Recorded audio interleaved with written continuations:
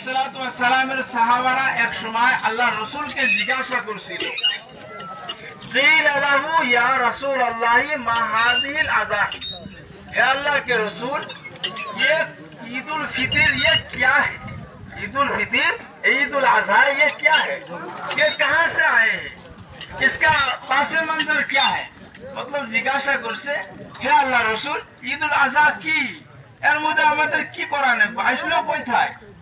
আল্লাহ রাসূল আলাইহিস সালাতু ওয়াস সালাম জবাব দিয়েছেন কি, ক্বালা সুন্নাতু বিআবিকুম ইব্রাহিম আলাইহিস সালাতু ওয়াস সালাম, এই ঈদ উল আযহা তোমার যে ধর্ম বাবা ইব্রাহিম আলাইহিস সালাতু ওয়াস সালামের সুন্নাত।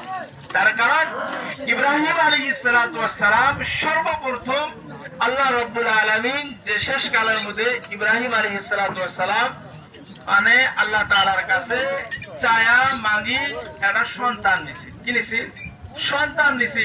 অনেক কান্দাকান্দির পরে আল্লাহ তাআলা একটা সন্তান দিছে।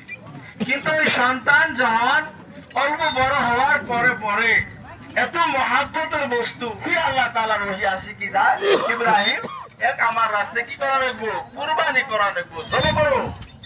হযরত ইব্রাহিম আলাইহিস সালাতু ওয়াস সালাম আল্লাহর খলিল, আল্লাহর মানে প্রিয় বান্দা, সাথে সাথে বড় হন যে আল্লাহ আদেশ করছে, মা আমার পছন্দের বস্তু হয় নাকি, আমার অনেক চাহনেওয়ালা হয় নাকি, কিন্তু আল্লাহর আদেশ মানায় নাই। সাথে সাথে হযরতে ইসমাঈল আলাইহিস সালাতু ওয়াস সালাম কে যা বলে যে আব্বুজান এরকম আমি স্বপ্নের মধ্যে কয়েকদিন তাই দেখতেছি। তো হযরত ইসমাঈল আলাইহিস সালাতু ওয়াস সালাম এরকম সন্তান ছিলেন যে কোরআনের মধ্যে ওনার তাবির করছেন সাগির শাবি, অনেক ধৈর্যবান। সঙ্গে সঙ্গে উত্তর দিছে, হে আল্লাহর হাবিব, হে আমার আব্বুজান, আমার কোন ইশকালে নাই, আমার কোন এতরাজে নাই।